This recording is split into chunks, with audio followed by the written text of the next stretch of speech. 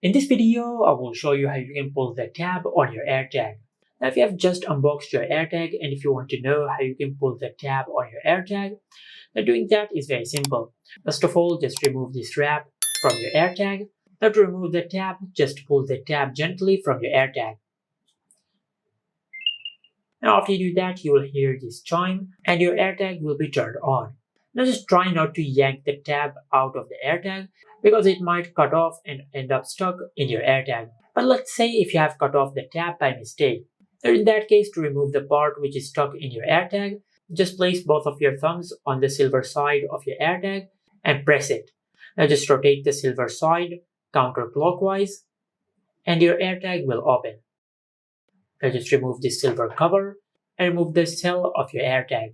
Now over here you will find the rest of the tab which is stuck. Just remove it.